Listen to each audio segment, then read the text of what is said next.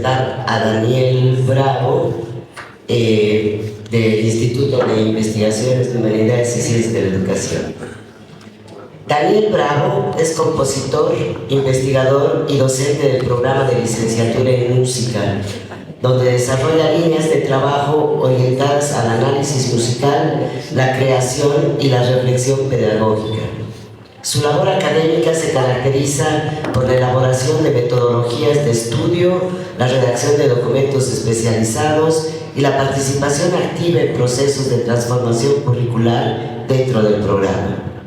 Ha contribuido a la construcción de propuestas formativas que integran análisis, interpretación y pensamiento crítico, fortaleciendo la visión interdisciplinaria del programa de la licenciatura en música. Su trabajo investigativo aborda la diversidad sonora, las prácticas musicales latinoamericanas y los enfoques educativos contemporáneos aplicados a la enseñanza superior. Como docente, promueve una formación rigurosa y sensible, centrada en la comprensión profunda del fenómeno musical y en la articulación entre teoría y práctica. Daniel se ha consolidado como una figura comprometida con el desarrollo académico del programa, aportando una mirada actualizada e innovadora a la formación musical universitaria. El tema que nos va a presentar hoy es la música boliviana en la segunda mitad del siglo XX. Daniel tiene 25 minutos. Hola, ¿qué tal? ¿Cómo están? Bueno, primeramente un saludo, muchísimas gracias por la presentación. Después, más adelante vamos a hablar que tenemos un tema pendiente, ¿no?, relacionado con esta investigación que yo hice. Bueno, agradecerle prácticamente a mi familia del Instituto de Investigación, que son los que están aquí presentes, y a nuestro querido también invitados, ¿no? Esta charla, esta ponencia va a ser un poco vivencial en torno a la investigación que yo desarrollé durante el 2023 y parte del 2024, ¿no? No tengo diapositivas, solo voy a presentar mi investigación que se publicó en 2025 en este pequeño librito que tiene por título La música boliviana en la segunda mitad del siglo XX, un reflejo de la diversidad cultural en la creación musical, ¿no? Es importante básicamente entender el título, ¿no?, porque la investigación se desarrolla en torno al hecho creativo o el producto de este material capital como es la producción musical en Bolivia, ¿no? Entonces, claro, la propuesta de investigación que hice fue básicamente plantear una problemática, ¿no? Por parte, digamos que una pequeña investigación que recopilara algunos movimientos musicales en Bolivia, ¿no?, por falta de documentación, ¿no? Es importante aclarar que nosotros tenemos aquí investigaciones súper importantísimas, ¿sí? Como el investigador comunicador social Guardias, ¿sí? Patsy, que tiene la ópera Chola. Hay una investigación también importante que se ha realizado en torno a la cumbia, ¿no? Y Atiliano Ausa, que fue también es un compositor, todavía está vivo, vive en Tarija, que escribió muchísimo sobre la música boliviana, ¿no?, desde la antigüedad hasta la música del siglo XX, ¿no? Pero era mucha documentación que estaba, digamos que regada en bibliotecas, ¿no? Entonces, claro, este libro tuvo como una parte de recopilar toda esa documentación y plasmar en este pequeño texto una síntesis de, digamos que los elementos más importantes para esta investigación. Luego tuvo una segunda parte que fue un análisis musical, que prácticamente fue introducirme en toda la producción musical, ¿no? Un poco imposible, pero sí requirió muchísimo tiempo de escucha de cumbia boliviana, música del folclore nacionalista, música de tradición escrita, que nosotros junto con Pablo Pérez decidimos decir música de tradición escrita para no decir música académica y dividirnos un poco de lo que es la música popular, ¿no? Ese es el término de música académica, puede ser un tanto peyorativo, ¿no? Pero bueno, las conclusiones de esta investigación, que sea un poco digamos que decirles acá, es reconocer primeramente un país diverso musicalmente, ¿no? Entonces, eso, ¿no? ¿Cuál es el capital musical que tiene este país principalmente, ¿no? Que como digo en el título, ¿no? Es un reflejo de la diversidad cultural en la creación musical. La investigación abarcó la segunda mitad del siglo XX, ¿no? Se dirá, bueno, es bastante, ¿no? Pero solo se abarcó esos cuatro géneros, ¿no? Cumbia, folclore nacionalista, música de tradición escrita y el rock en Bolivia, que tiene unas particularidades bastante especiales, aunque no mucho lo sabemos aquí en nuestro país, ¿no? Pero son fenómenos que se producen bastante interesantes, a diferencia de ciertos países vecinos donde el folclore, ¿sí?, tiene unas vertientes bastante interesantes. Entonces vamos a ir parte por parte, ¿no? O sea, ¿qué sucede en Bolivia? Que hay unos rasgos particulares, ¿sí? Porque acá nosotros tenemos lo que es la música originaria, ¿no? La música más nativa, donde tenemos laquitas, tropas, toyos, ¿no? Y luego después tenemos una serie de fenómenos musicales, ¿sí?, que se producen a través del fenómeno de la globalización, ¿sí? El rock llega a Bolivia a través de la radiodifusión. El folclore nacionalista nace como una identidad que se va desarrollando a partir de 1930, que es donde nosotros tenemos documentación para demostrar esto, ¿no? La cumbia nace como un fenómeno interesante, ¿no? En donde las personas empiezan a tener este sentido del gusto por el fenómeno electrónico, ¿no? Que aún no se define si de verdad la cumbia chicha nace del guano, ¿no? Son fenómenos muy difíciles de demostrar, ¿no? Y el rock básicamente lo que hace es mezclar, ¿sí?, no en su totalidad, sino ciertas características de elementos del folclore, ¿no? Entonces eso es lo que trata un poco la investigación de identificar. Cómo nosotros observamos el mundo nativo y cómo nosotros lo transfiguramos o lo transformamos o lo tratamos subjetivamente en otros estilos musicales, ¿no? Entonces, claro, cuando uno llega a Bolivia y escucha a Guara, que de repente su disco comienza con una tropa de tal, que esto dice, aquí hay algo distinto. O sea, se reconoce que hay algo único y diferente, que es particular de acá, ¿no? Un poco lo que hicieron o trataron de hacer con el rock argentino, ¿no? Con esta especie de candombe o música africana, ¿no? Haciendo del rock un fenómeno muchísimo más rítmico, ¿no? Pero de repente estar escuchando un rock, así, aparece una quena, es algo bastante interesante. Entonces, claro, lo que pasa un poco en la creación musical es que uno va tomando ciertos elementos que interactúan con otras obras, ¿no? Entonces ahí nosotros podemos hablar de la intertextualidad en la música.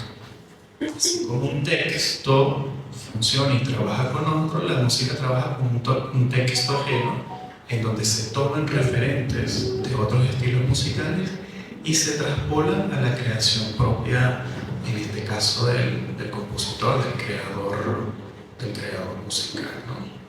¿Qué sucede? Que a partir de la segunda mitad del siglo XX empiezan a ocurrir unos fenómenos musicales acá en Bolivia que son bastante interesantes por describir, ¿no? En Perú y Bolivia llega Tevenot, llega a Perú, y Fabrel, que es el amante de Violeta Parra, llega acá a Bolivia, ¿no? Entonces, claro, el interés de él es aprender un poco sobre los instrumentos de viento bolivianos. Pero ¿qué pasa? Que el instrumento nativo no permitía hacer una música occidentalizada. Entonces lo que él hizo fue adaptar el instrumento y tenerlo en Perú para poder hacer, digamos, que una música, vamos a llamarlo así, más occidentalizada, ¿no? Entonces, claro, se empieza a producir un fenómeno en donde los instrumentos se empiezan a transformar. ¿sí? Por ejemplo, el charango tipo de Ernesto Cabor es un charango ya de la segunda mitad del siglo XX, donde se transforma el charango para tener algunos elementos técnicos que se puedan interpretar lo que después es esa identidad musical folclórica nacionalista, ¿no? Entonces se va generando como una especie de estilización de la música folclórica urbana, ¿no? Entonces, claro, se configura básicamente en otros grupos, en especial en este que llamaban el trío de oro, ¿sí? Que era Farré, Ernesto Cabor, Alfredo Domínguez, ¿sí? Todos estos grandes músicos que empiezan a construir esa identidad de música folclórica, vamos a decirlo, refinada, ¿no? Que es muy distinto a la cultura nativa de las raquitas de Raquel Pampa, de las tropas. Son fenómenos completamente diferentes, ¿no? Pero el rock no se queda atrás. El rock también introduce elementos como la quena, ¿sí? Como el charango. Y los compositores de música tradicional escrita, como Sergio Prudencio o como el maestro Villalpando, también toman ese fenómeno sonoro, pero siempre reinterpretado de una forma subjetiva, ¿no? Es como yo tomo una sonoridad, la trabajo en instrumentos orquestales, pero los reinterpreto, ¿sí? Inspirado, ¿no? Subjetivamente en ese fenómeno sonoro de la música nativa. Entonces, ¿qué es lo que quiere decir? Que el fenómeno de estar sumergido en una sonoridad nativa nos permea en la creación musical, ¿no? Es algo que es indudable, ¿no? Entonces, claro, Sergio Prudencio comenta que él halla en la sonoridad boliviana una veta de oro para producir la sonoridad que él produjo por 20 años, ¿no? Y con la Zoe produce esta mezcla de tarcas, tollos, quenas, naquitas para producir ese discurso musical que fue muy aplaudido y recibido en los festivales de música contemporánea en Alemania, ¿no? Igual el maestro Villalpando tiene mucha esta influencia de lo telúrico y de la sonoridad andina en sus obras. Eso no quiere decir que antes del siglo XX no se haya hecho, no se haya perdido estos elementos, ¿no? Pero es lo que nosotros tenemos en evidencia para nosotros comprobar eso.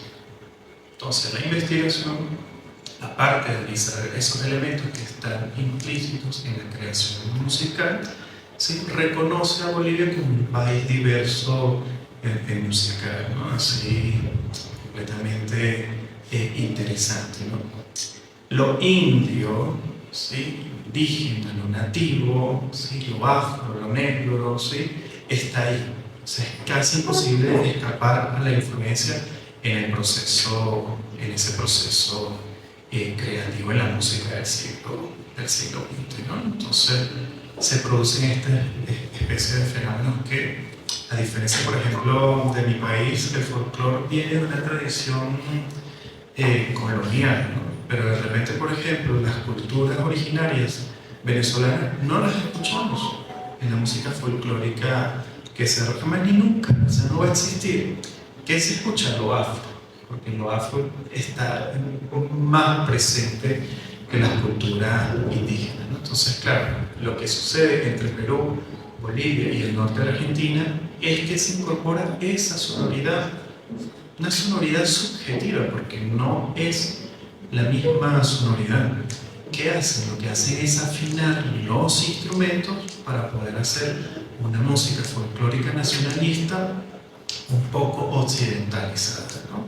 A diferencia, como ya le dije, de la sonoridad nativa, que es una sonoridad muchísimo más compleja, ¿no? Entonces, bueno, aprovecho esta oportunidad porque esta investigación nos lleva a nosotros a hacernos una pregunta clara, ¿sí? Hacia dónde se proyecta la carrera de música del programa de licenciatura de aquí de la Universidad Mayor de San Simón. Pablo Donoso llega en el 2018 de haber estudiado en Brasil. Yo llego de Venezuela como paracaidista acá, sin ningún motivo fijo, pero llegué acá y aquí fue donde caí, ¿no? Agradecido y bendecido a la Pachamama y a todo por eso, ¿no?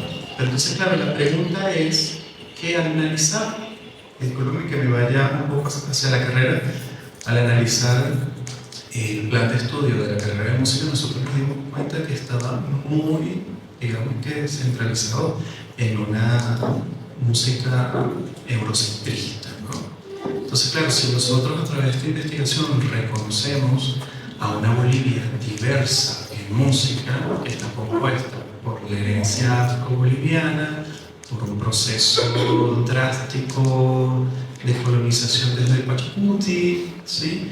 El rock que vino a través de los años 50-60 por la radiodifusión, el proceso de la cumbia que fue descendiendo desde Perú hasta acá en una reinterpretación del imaginario caribe, pero se instauró así como un estilo de la cumbia chicha, ¿no? Entonces, claro, si nosotros reconocemos una Bolivia diversa musicalmente, en estilos, en géneros y en formas musicales, ¿por qué no reconocer una carrera que también sea musicalmente diversa, ¿no? Entonces, claro, la licenciatura en música se estructuraba principalmente en la dirección orquestal y en la dirección coral, ¿no? Entonces, claro, nosotros intentamos replantear, bueno, pero ¿qué es esto? ¿Sí? Y es curioso porque ahí es donde nosotros llegamos a entender que estábamos en un modelo de conservatorio como tú dijiste, ¿no?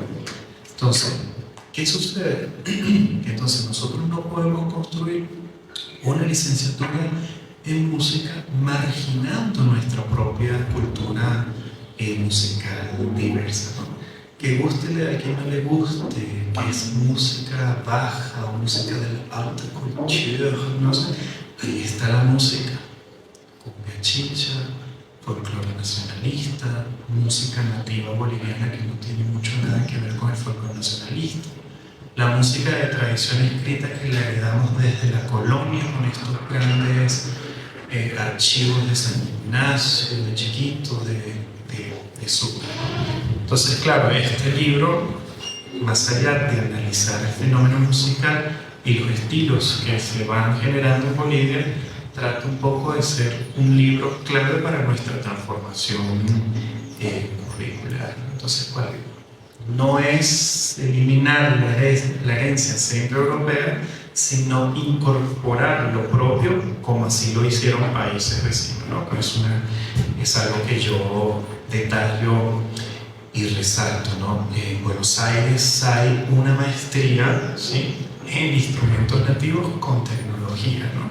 Entonces tú dices, bueno, pero ¿por qué nuestros queridos vecinos tienen una maestría así y nosotros que somos o sea, respiramos lo indígena, respiramos los afros, está completamente presente en nuestra cultura?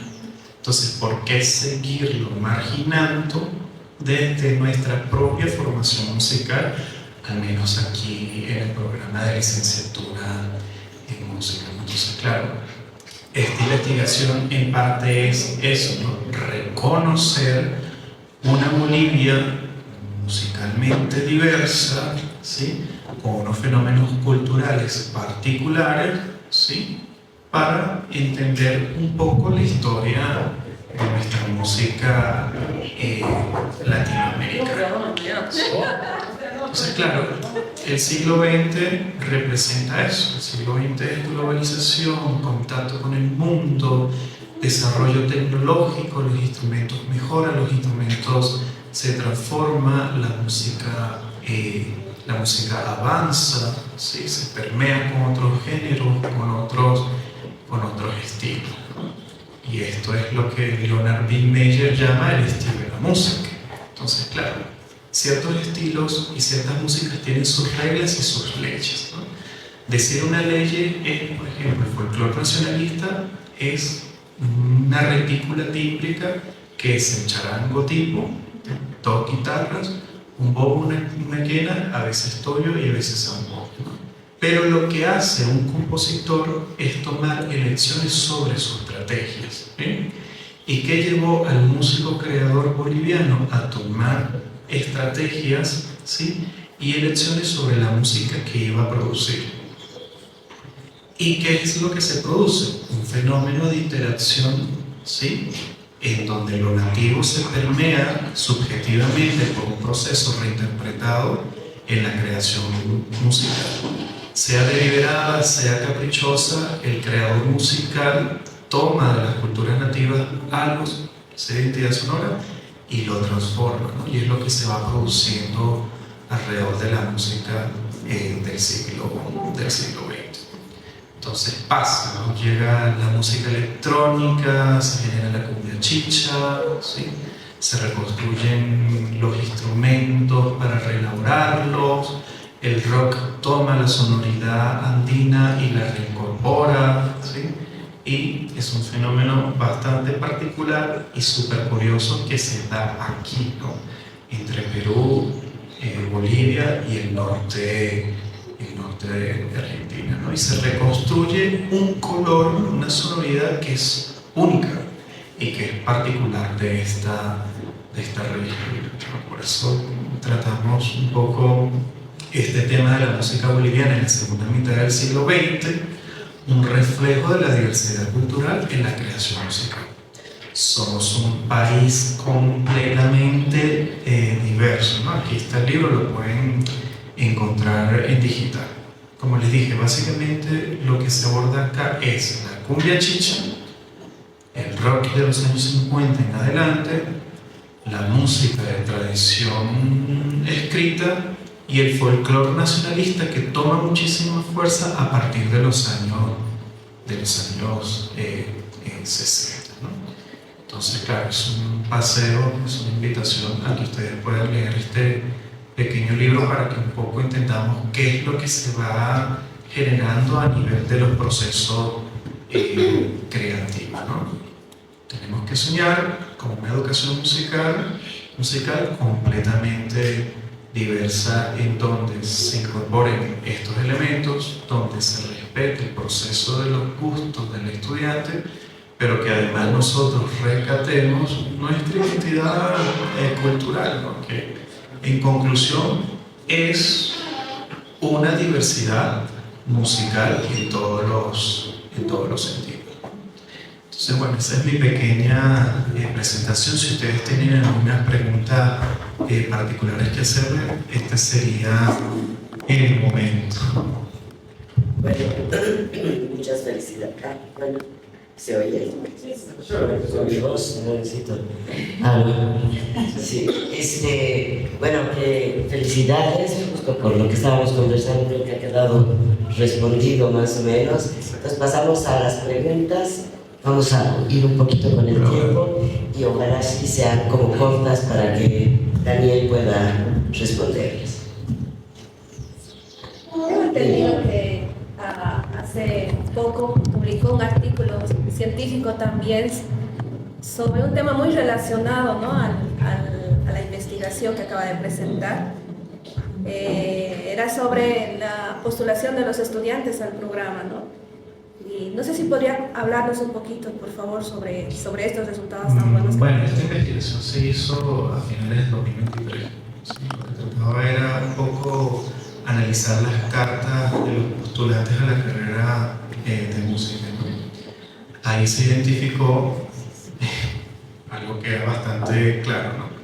Los estudiantes que quieren ingresar a la carrera de música, ¿sí?, no vienen específicamente en su mayoría, ¿sí?, de instituciones como el Laredo y la Manzanares. Duele mucho escuchar eso. Los estudiantes que quieren ingresar a la carrera de música vienen, ¿sí?, de bandas, en especial muchos cristianos que se han formado en iglesias, ¿no? Otro, mucho de la cultura de vientos metales, que ustedes aquí le llaman bandas de guerra. Muchos estudiantes que tocan metales, luego algunos de la cumbia. Pero lo que sí se identificó es que hay una minoría de postulantes de Laredo y de la Manzanares.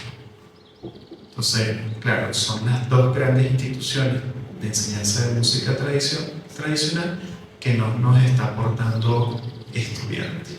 Lamentablemente, el acceso a la educación musical en Bolivia no está completamente democratizado, ¿sí? Porque son, bueno, vamos a decirlo en Cochabamba, ¿no? Porque son básicamente dos instituciones. Entonces, claro, lo que quería la carrera de música eran personas que supieran leer partituras y que vinieran de ciertas instituciones, ¿no?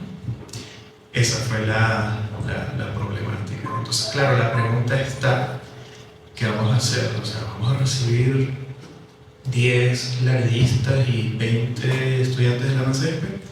Y del resto, la gran cantidad de estudiantes que aspiran a ingresar a la carrera de licenciatura en música y que no han podido optar a una formación musical, vamos a decirle, dentro de un estándar docta, correctamente, los vamos a marginar, cuando esto es un país de enseñanza musical por oído, ¿sí? Por escuchar, ¿no? Por estar ahí inmerso. Entonces, como yo digo, en un momento muchísimos chanaquistas quisieron estudiar acá, muchísimos músicos populares quisieron venir a la carrera de música, los cuales fueron rechazados por no venir de instituciones como el Laredo y como la MACESPE. Yo sé que esto es algo muy odioso cuando sale de mi voz, pero es una realidad que quedó demostrada en esa investigación que realizamos el año pasado. Perdón, yo te quisiera.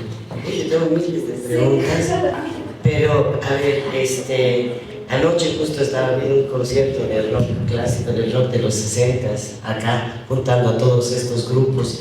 Pero bueno, estaba pensando, yo me dio la respuesta cuando sí hiló la cumbia chicha con Perú, ¿no? Con la bajada de Perú, eso me quedó claro. También había el jazz fusión, ¿no? No sé, de repente no es el género que has tocado, que es en tu libro, pero es una belleza y el jazz fusión es igual. Me imagino que ha seguido el mismo proceso, no de adaptación de los instrumentos. Respecto a esto que acaba de decir antes de que se me olvide, él está cambiando, queriendo con otras personas cambiar el pensum ¿no? De modificar un poco el pensum de música. Y estoy pensando que tendría que cambiar no solo el pensum, sino la forma de ingreso. O sea, desde la forma de ingreso que están limitando esto.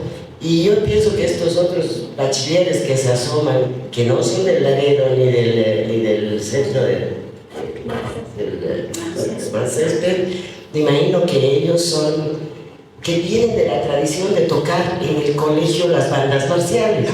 O sea, por eso es esa inclinación, pero aún así deberían permitírseles.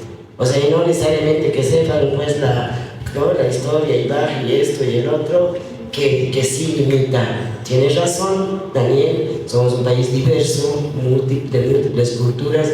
Hay una cosita que a mí me hace un poco de ruido, porque ¿por qué no lo llamas folclore nacional? ¿Por qué lo llamas folclore nacionalista? Porque el nacionalista tiene como una carga como de ideología tendida hacia lo nacional, ¿no? Y el folclore nacional es el folclore nacional para nosotros, ¿no? Queda clarísimo que es separado del más originario, del de Recaipampa, que no ha nacido de ahí, porque hay un fenómeno paralelo a la música que va naciendo, que es también la apropiación por parte de las élites de los bailes en las calles, que eso no se daba, era como de otra cultura, no era de allá. Entonces no sé si se te ocurrió esto del nacionalista y... Sí, bueno, ahí el folclore como se trata desde la ideología alemana, ¿sí? Queda claro que es algo de data vieja, ¿sí? Entonces, claro, lo que nosotros heredamos de la colonización pudiese ser cuestionado realmente si es folclore, ¿sí? Porque desde el concepto folclore, el folclore es algo de data vieja, es algo que es del lugar, ¿no? En Venezuela nosotros definitivamente decidimos no hablar de música folclórica, sino de música tradicionalista, ¿no? Y es el concepto que encontré los libros, ¿no? De folclore nacionalista. Fue básicamente lo que se encontró, supongo yo, que es un poco por la idea de la construcción de esa idea nación que parte desde 1930, cuando esta reunión de los Amigos de la Paz que se reúnen en esta semana indianista para definir cuáles iban a ser los cánones del arte nacional, ¿no? Algo mismo similar pasó en Venezuela, pasó en Argentina, pasaron en diferentes países, ¿no? Se llama música folclore nacionalista por la noción nación, que es muy diferente al fenómeno de música originaria, ¿no? Nativo. O sea, es un constructo, el folclore nacionalista es un constructo que se construye en las urbes y es una reinterpretación de la identidad. Hay una pregunta más allá. Buenos días. Yo he podido seguir algo del proyecto de Daniel, excelente proyecto, también de resultados. Pero quisiera preguntarme que tengo. Cuando se crea el programa de música que ahora se va a convertir, pues estamos de conversión a catedral, ¿en qué medida este programa de música responde a ese contexto histórico de diverso y esas demandas históricas? Primera pregunta. Y segundo, ¿qué ha significado ese rediseño ahora? ¿Está más acorde a estas demandas? Gracias. Bueno, don Guido me está metiendo muchísimo más problemas de los que ya tengo por el hecho de ser coordinador de la transformación curricular junto con Pablo Pérez Muñoz. Entonces, claro, la visión de cuando se fundó la carrera de música, que hay que aclarar que se aplaude porque aquí ni siquiera teníamos una carrera de música, ¿no?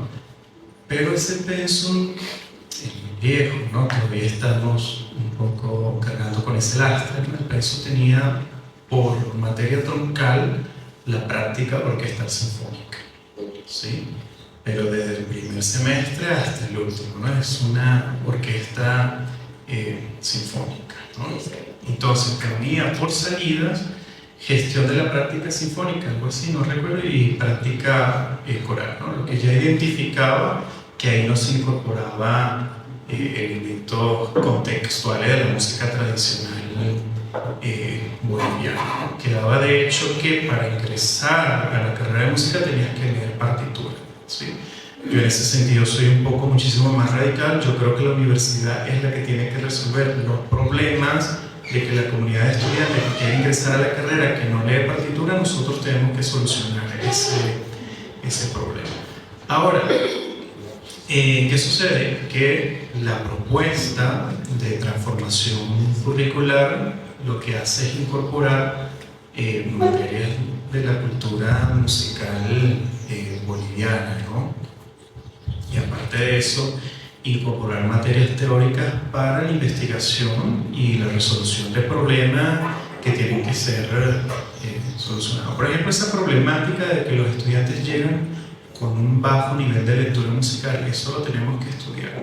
Y eso se resume en una poca democratización del acceso a la educación musical, al menos en Cochabamba, que es la realidad que yo conozco, ¿no? En un ensayo que hice en mi diplomado en Educación Superior de Enseñanza de la Música aquí en Cochabamba, en un ensayo yo comento, pero ya va, pero si esto es un país de tradición oral y vamos a decir de tradición auditiva, ¿no? Porque yo voy a rechazar un charanguista que toca mejor el charango que lo que yo compongo una obra sinfónica, ¿sí? Entonces, claro, ahí está el cuestionamiento.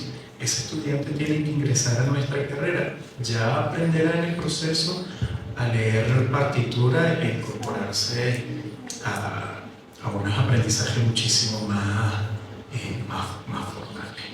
Entonces la ruptura de la transformación curricular es abandonar el antiguo modelo, que era un modelo conservatorial, así le llama Pablo, un modelo de conservatorio, y hacer un cambio hacia un modelo educativo que se ajuste a un contexto social, cultural, musical, más a lo que nosotros vivimos aquí en Bolivia.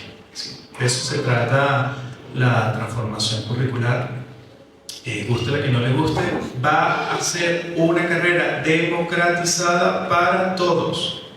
O sea, no podemos seguir marginando a las personas porque vengan de tales o cuales escenarios. Eso no quiere decir que no vamos a ingresar laredistas o mancepistas. O sea, se mantiene lo que ya estaba, pero le damos un refrescamiento y construimos un nuevo modelo educativo que se adapte a las masas. Bueno, agradecemos a Daniel, le damos un aplauso.